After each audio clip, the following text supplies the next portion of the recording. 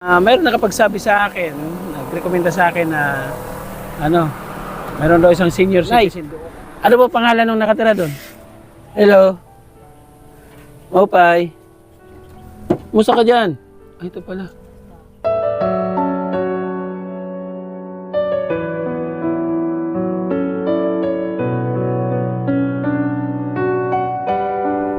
Sana makatapos ako ng eskwela para makatulong din sa ko, pamilya, mga kapatid, pag-aakong ko. Nakikita ko sa katayuan ni Kuya Epe, yung anak niya, yung sarili ko.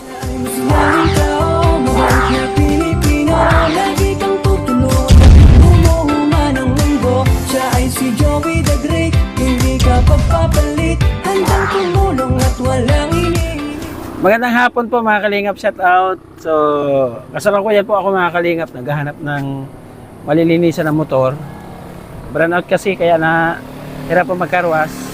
And then, mayroon nakapagsabi sa akin, nagrekomenda sa akin na mayroon daw isang senior citizen doon. Actually, nakilala niya ako. Sabi niya, vlogger ka di ba kuya? Sabi ko, opo. Sabi niya, papuntahan mo nga yung isang senior citizen na doon po nakatira sa may gilid ng tulay ng Katarman. So ito natuntun ko. Nagulat ako kasi akala ko wala ng bahay. Yung pala may bagong bahay doon. Alamin po natin mga kalingap kung siya po yung ating tinutukoy na nandito. Nay, ano ba pangalan ng nakatira doon? Salvador. Salvador? Bading. Si Tatay Badong. So confirm. Ano tinta mo na eh? Turon. Ha? Turon. So, ilako mo na eh, ha? Para maubos. Sipag niya yun. Ang pangalan nyo? Ningning. Siya na yung Ningning. Ningning Calderon. Ilan anak mo? Ha? Ilan anak mo? Dalawa lang. Dalawa lang. So, dito na tayo kay Tatay Badong. Sa ilalim ng tulay kami. Sa ilalim ka ng tulay? Nakatira. Sila naman sa gilid ng tulay. Saan tulay ito? To? May bahay dyan? Ilalim. May bahay dyan? Yun. Talaga? Hindi ko alam na, lagi ako dumadaan dyan. Hindi ko alam na may bahay sa ilalim. Mayroon. O sige, mabisita ako doon ha. Sige. Ito muna kay Tatay Badong muna kami ha. Okay. Tara, punta tayo dito. Badong po pala, pangalan. Mga kalingap. Baka ito. No?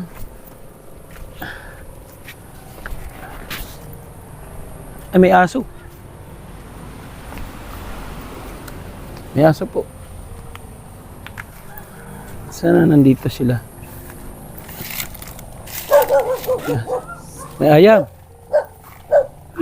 Buotan ak. Mabait ako, mabait. Pis tayo, pis. Tayo. Ay. Pis tayo. Ay. Ay, hello. Hello. Ay. May tao. Hello po. Kuya. Hello. Maupay. Ay. Hello kuya. Tara dito kuya. Dito nga katira? Bahay mo dito? Saan si Tatay Badong? Ay dyan. Dyan pala talaga. Pwede makituloy? Pwede makituloy. Ito po kaya. Sino kasama niya? Yan, microphone. Ayan. Kayo lang dalawa. Ay, may sakit nga. Tay Badong! Oh, nabaton. Nasagot siya, nasagot mga kalingap. Natin. Tay Badong! Tay! Musta ka dyan? Ay, ito pala.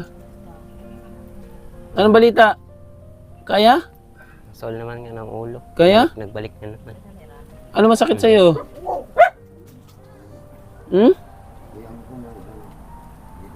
Ang tiyan mo at likod. Kaya mo maglingkod? Hindi, opo. Hindi? Kaya. Ay, kawawa mas Tatay Badong. Ano na? Sus, Ginoo. Sino kasama mo dito? Anak mo? Ito si Kuya. Ikaw lang, kayo lang dalawa? Opo. Papa mo? Upo ka dito, Kuya. Anong bahay nyo? Nasira? Opo. Ito, sino nagawa nito na? Bago na to? Opo. Yan po. Buwas. Yung dati niyong bahay, Ito nandito, narusmok. Opo. Nasira daw dati ng bahay. Ay, ito kuya. Opo. O, dito sila dati nakatira. Kailan to na si Ari ko? Ay, ano ba yan? Nahulog, sorry. Makalingap, nahulog ako. Natanggal po, natanggal. Di ba pala nakapako, be? Opo. Di ba pala nakapako? Popok nito, ikaw lang? Gawa? Hindi po. Pabulig po doon sa kapitbahay. Nagpabulig. Opo. Nagpabulig, nagpatulong Opo. sa kapitbahay. Kamusta buhay niyo dito, magtatay? Tatay mo ba siya, lolo? Tatay ko po. Ah, tatay. So, dalawa lang kayo. Opo. Paano pagkain niyo? Meron naman po konti. Saan galing? Yung kompo, bibigay po doon. Bibigay sa inyo? May bigyan po kami. Kawawa naman. Minsan lang po. Ilan taon na si tatay mo? Pirang taong ka lang tayo? 69. Pila daw? 69 po. Bata pa! 69 ka pala. Bakit? Nakaano ka na lang, kasakit. Bata ka pa. Tay Badong. Ha? Kailan na ka lang nagkasakit? Ngayon lang? Okay, natatakpan yung kagwapuhan ni Tatay Badong. Sa ito? Hindi mo ito. Sa kanya. Eh, lagay natin dito tayo ha. Kaya di nakikita ang kagwapuhan mo. Kaya mapapanood natin, mapapanood tayo sa ano, sa RPE 9. Tapos sa GMA 5. Ay, GMA 5. Ay, sus, Ginoo. Ilang araw ka na may sakit? Dalawang simana. 2 linggo? Bago pa magbagyo. May sakit ka na bago magbagyo? Ayun, pang bangyo. May sakit ka na noon. Sakit ako noon.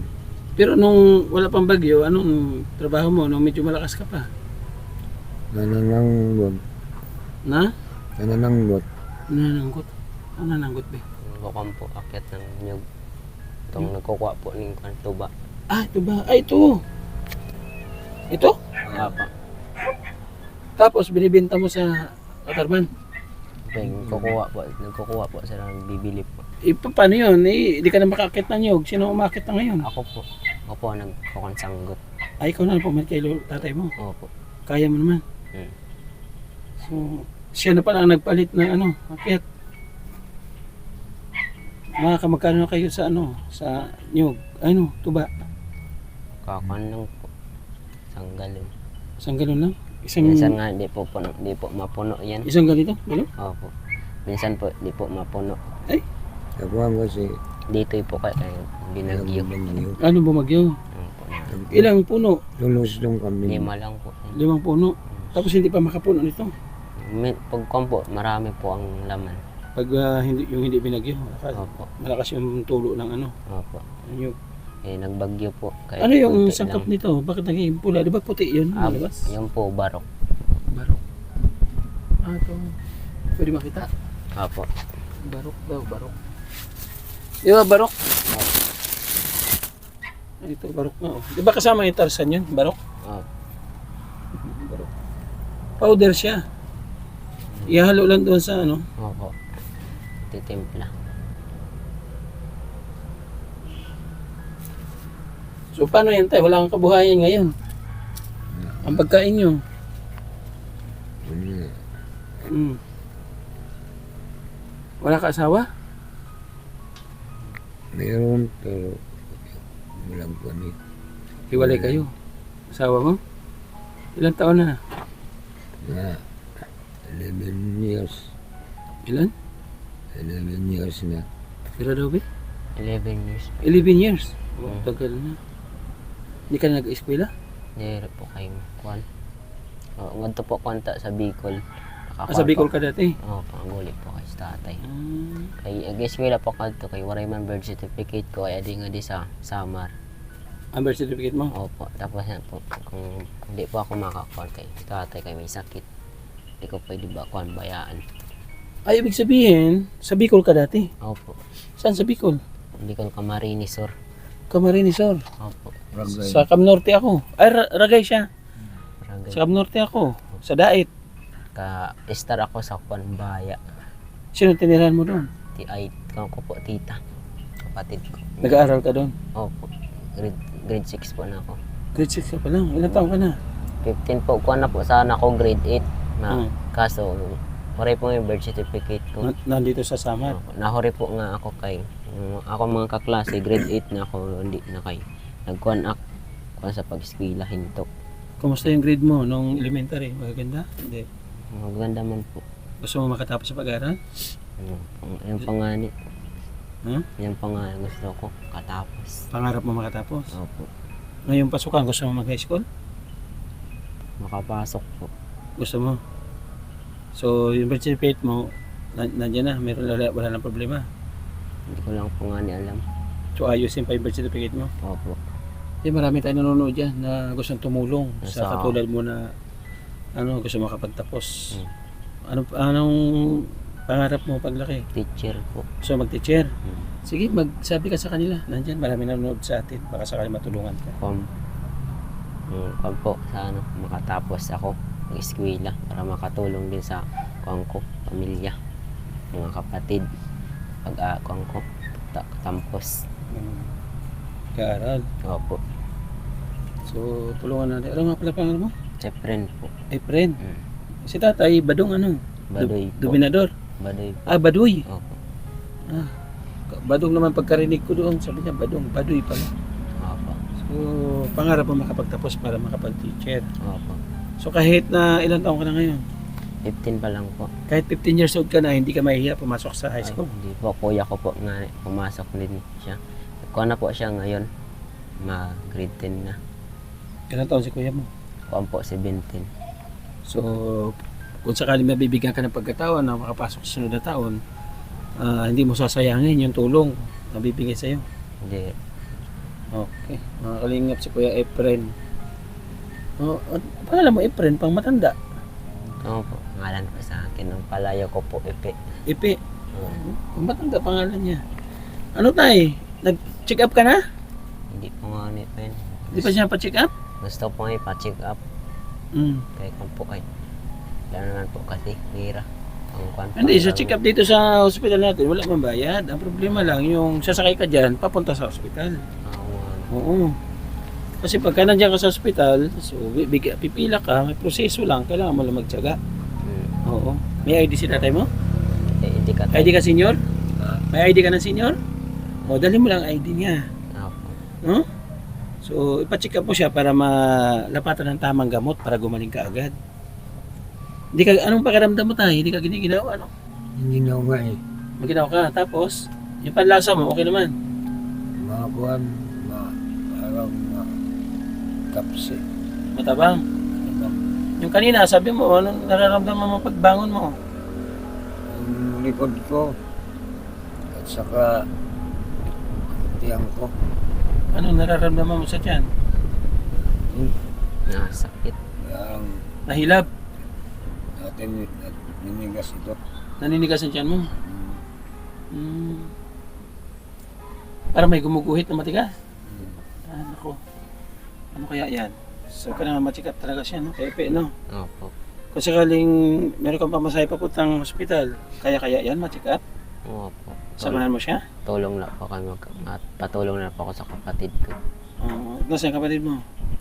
Si Ate Basyon po. Tapos, or si Kuwan po, Kuya Bukoy. Matutulungan ka kaya, mga kalingap. So, deserve po na tulungan, mga kalingap. Tama yung rekomenda sa akin na kailangan ng tulong ni Kuya Badong. Baduy pala, ara ko Badong. So, si Kuya Epe, dalawa na pala talaga sila dito. Ilang taon ka na magkasama kayo? Sabi mo galing kang Bicol. Kuwan pa lang po. Perang bulan pa lang po ako nga dito. Ilang buwan pa lang? Dati wala siya dito tayo. Sino kasama niya? Si siya lang. Iniwan ko siya doon. Ha? Iniwan ko siya doon sa Bicol. Sa Bicol ka rin dati? Ang Bicol din po yan. Umuwi siya ka. Nabukan ako magkukupra. Sa Bicol? Tapos bumalik ka dito? Itong binabantayan mo, kanino itong lupa? Hindi ko man ito. Nakikala ko dito. Nagitayo ka lang? Di ba binabaha dito? Sabi ng pag umapaw yung ilog? Oo na, abot doon no. tubig. Oo. Isang ka naglilikas. Doon sa kabila. Ay, Ginoo, pasilan mga kalingap. Panibagong kababayan na naman po natin ang inyong nasaksihan po sa ating munting channel. So ito yung sinasabi ko mga kalingap, nakahirapan. So sana kahit pa paano yung mga ganitong sitwasyon, ito si Kuya Epe may pangarap na makapag-teacher. So si tatay umaasa lang sa pagtuba, no? Paano yan? Pag ganun na katatapos ng bagyo, walang mga patak na tuba ngayon sa nyog. Konti lang po. So wala silang income. Sabi mo, binibigyan-bigyan ka lang ng pagkain dito. Minibira lang po nga ni. Minsan po, nakuha po kami kukurian. Iba paano kung halimbawa maghapon, ilang beses pa kumakain ng kanin? Ano po. Magkakain din po kami bigas. Pero konti lang po. Minsan sinasahid namin. Nagbilinda na kayo, tay? Opo. Tapos na po kami magkain. Nakain ka nito, tay? Meron akong turon. Nakain ka turon? Oh, sige na. Pasensya na kayo mga kalingap, wala talaga ako dalang bigas o pambigay. Kasi po, ang ano ko lang po talaga, magpapalinis ako ng motor, magpakarwas tayo. Dahil na kayo turon. Papakarwas talaga ako, hindi may nakakilala sa akin. Sabi niya, vlogger ka, di ba? Puntahan mo ngayong senior doon sa may tabi ng tulay. So, nagkataon na, eto, nandito tayo ngayon. Kasi mga kalingap, pagka mayroon nang hingi ng tulong, so, pagka kailangan natin at puntahan, bisitahin po natin agad-agad. Huwag po natin patagalin. Kasi katulad dito, kay Tatay Badoy. So, malaking tulong na, halimbawa, mapacheck up siya para malapatan siya ng tamang gamot. Kaya ako pinapadala yung ID, pag na-check up siya, re-registrahan siya, di ba? Pag na-registrahan siya, punta ka sa malasakit. Doon sa hospital, may malasakit doon sa loob. Okay. And then, pipirmahan nyo doon sa malasakit, saka ka pupunta doon sa clinic sa loob, sa pharmacy. Okay. So, libre na ang gamot. Ganun lang yun, ha? Sige po. Oo. So, mayroon dito konting tulong. May pera pa ba ako? Wala akong pera. Wala akong pera tayo. Pasensya ka na tayo, ha? Kaya dapat may dala talaga ako bigas. Hindi pa talaga nakapagdala. Oh. Meron pa ako dito 500 tayo. Bahala ka muna. Bili ng ulam ninyo, ha? Ulam. Ito, mayroon pa yata ako dito. Bawasan ko yung pambili ko ng ulam ko. Oh, 200 pa. Oh, yan. Pagmamahal yan ni Ate Nelly. Si Ate Nelly tumutulong sa atin kasi taga-Samar din siya, kababayan natin. Nabibigay sa atin ng pantulong sa mga katulad ninyo. Anong gusto mo sabihin kay Ate Nelly tayo? Nanonood siya. Ando siya sa US. Salamat. Tulong mo sa akin. Na. Pera. Nakabili na kami ng bigas. Bili kang may sabaw tayo, ha? Ulam, ha? Paano ka magluto? Opo. May sabaw? Hmm. Para lumakas siya, ha? Sige po. Tapos sa Lunes, kasi linggo bukas, Sabado. Linggo bukas, no? Opo. O, sa Lunes, sakay kayo tayo. Kaya mo pa naman maglakad tayo? Kailan ka nang buhatin? Hindi pa. Kaya mo. So, sikapin mo pagdating dyan, kuha ka tricycle, and then punta kayo sa center, sa hospital mismo, ha, nakatarman. Lapit lang naman kayo dito, ano? Opo. Agahan nyo lang, kasi pagka nag-abot alas 9, medyo marami na. So, kailangan mga alas 7, alas 8, nandun na kayo. Ha? Tay, para bumalik yung lakas mo, ha? At malaman mo rin kung anong sakit dyan, anong sakit yung nandyan sa tiyan mo. Oh, baka may sawa dyan kasi tumitigas. Natawa siya. Kumusta ang buhay ng mahirap? Hirap nga. Oh. Hirap talaga ang mahirap. Wala ka mensahe sa mga anak mo? Sa akong mga anak, mga kanramang sahi talaga lang.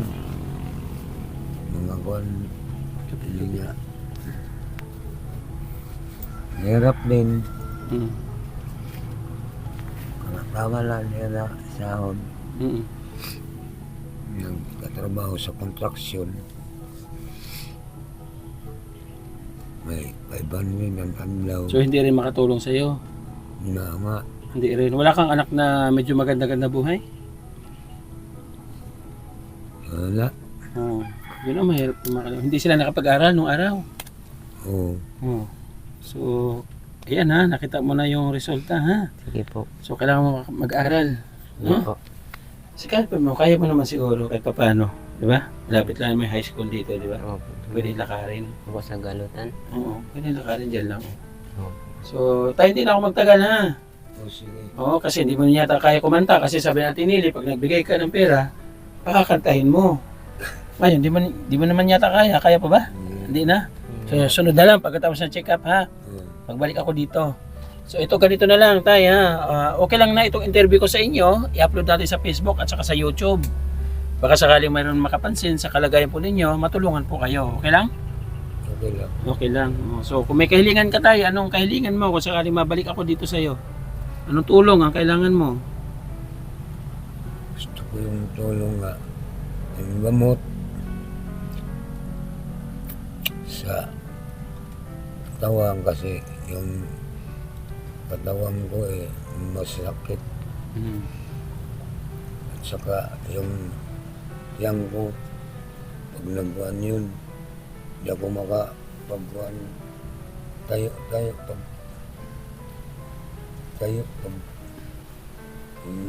talong. Nahirapan ka. So gusto mo talagang lumakas. No? Okay, mga kalingap, kailangan natin siya mapa-check up. Ngayon, ang ganito na lang gagawin ko, ipapalo up ko siya, balikan ko kaagad kasi kailangan ng tutong ni Tatay Badoy eh. So ipalo up ko siya, tarin ko kung napacheck up na niya. Kaya pagka hindi mo napacheck up, so pagtulungan tayo ha. Sige. Magtulungan tayo para bumalik yung lakas ni tatay mo. Sige. No? Salamat sa pag-aalaga mo sa tatay mo. Sige po. Ano mensahe mo kay tatay mo na andyan siya kayo sa tabi mo? Kuhan po. Sakit po eh. Nakakuhan pa ako luluoy. Nakakuhan pa ako. Nakawa. Sa tatay mo. Opo. So anong may tutulong mo sa ngayon para sa kanya? Kuhan po. Ingatan ko pa siya. Bantayan mo ha, kasi wala siyang ibang kasama. Sige po. Wala siya ibang karama, ikaw lang. No? Opo. So masarap yung kasama pa natin ang tatay. Di ba? So habang nakikita pa natin yung tatay, gawin natin kung ano pwede natin maitulong sa kanya. Sige. Okay kuya? Ayun mga kalingap. Sarap sa pakiramdam na kahit mahirap ang buhay, basta't may karamhay. No? So, di mo alam tayo na may pupunta dito na matulong ano, ngayong oras. Di mo in-expect. Pero nagdadasal ka. Nagbubuwan din, Nagdadasal ka. pero kunti lang. Kunti lang dasal mo. Damihan mo ng dasal. Para maraming biyaya. At saka yung kung ano yung kahilingan mo, matupad. Kasi walang imposible po sa ating Panginoon Diyos. Ay, no? Walang imposible. Lahat ng ating pasanin, lahat ng pabigat sa ating sarili, no, lahat ng ating problema, itaas po natin sa Kanya. Diringgin po yan. At may gagamitin at magagamitin po ang ating Panginoon Diyos na instrumento para masolusyonan po yung ating problema kahit paano.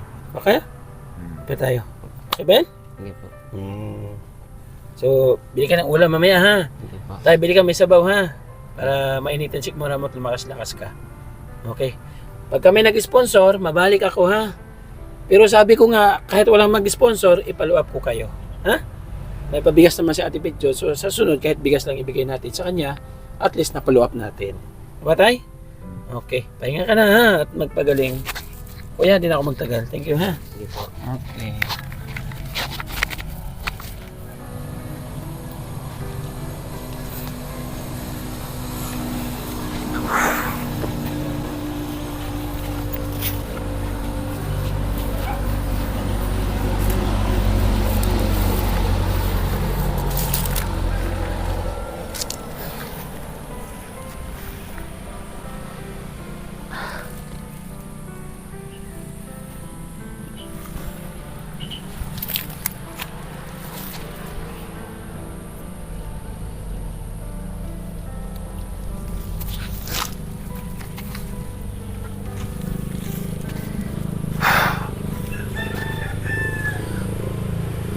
Mga kalingap,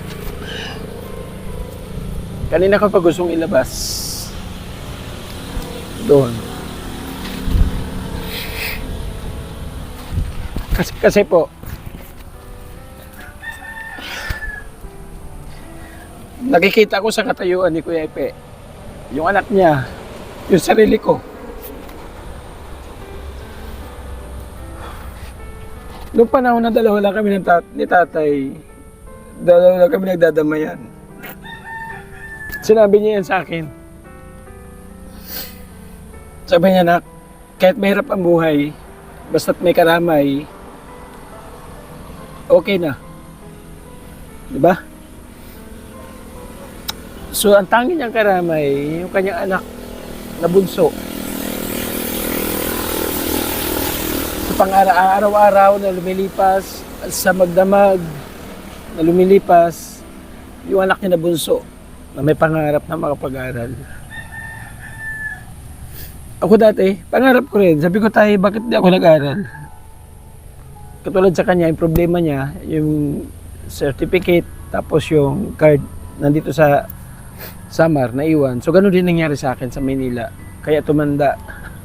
Kapag nagpamilya, na ganun lang. Pero nagpapasalamat pa rin ako, mga kalingap. No? Papasalamat pa rin ako kasi eto, nandito tayo. Nabibisita natin yung mga kababayan po na katulad po nila na kailangan po ng tulong. Siyempre, papasalamat ako sa unang-una sa ating Panginoon Diyos at ginamit tayong instrumento para marating natin sila at makilala. Ganun na rin kay Kuya Bal. Maraming salamat, Kuya Bal, kasi kayo po ay nagbigay sa akin ng kalakasan, ng loob para bisitahin ang mga kayo pong klaseng pamilya. Maraming salamat po, Kuya Bal. So sana magtulungan tayo, mga kalingap. Tulungan natin si Kuya Epe. No? Yung kanyang pangarap na makapag-aral, yung pangarap na kanyang tatay na gumaling, nakahanda po akong tumulong. Kailangan ko lang po ng karamay. Mga kalingap, wala po akong kakayahan para maanohan po siya ng gamot. Kasi lahat po hindi po lahat ng gamot sa ospital ay kailangan po. So may mga gamot po sa ospital, may mga gamot po siya sa katawan na wala po sa ospital. So kailangan po yung bilhin. So ganun po ang mangyayari dyan. Salamat sa ating mga kababayan na patuloy po nagtitiwala at nagsuporta. Sa mga nanonood dyan, sana nakarelate kayo sa kwento ng isang mag-ama na nagdadamayan sila sa hirap at ginhawa.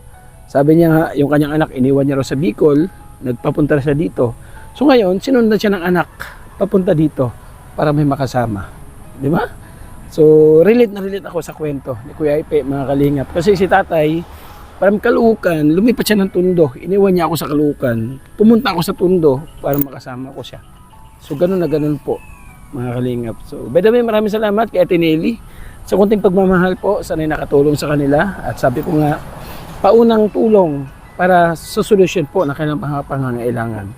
Maraming salamat. Sana'y palagi kang bigyan ng kalakasan, ng loob at inili, kalakasan ng pangangatawan, at ingatan ka sa araw-araw na yung ginagawa. So maraming salamat po. Sa ating kapartners, family sponsors, nandiyan po sa gilid po ng ating screen, patuloy po siya nagre-run. Maraming salamat po, mga kalingap. Yung ating mga volunteers na nangarap din po magkaroon ng channel at makatulong sa ating mga kababayan, nandiyan po sa gilid po ng ating screen. At lalo na tingit, mga kalingap, kay Kuya Bal at Kalingap Rab, patuloy po natin supportahan. Thank you so much po. At shout out po sa lahat ng mga ambassadors na binuo po ni Kuya Bal. Maraming salamat. At lahat po na nagpe-pledge sa landing pad, mabuhay po kayo. At nagpapatuloy po yung advokasya ni Kuya Bal. Maraming salamat po sa inyo. Sa Kalingap supporters, Kalingap sponsors, Kalingap viewers, sa lahat po ng charity vloggers, maraming salamat. God bless us all. Mag-ingat po tayo palagi.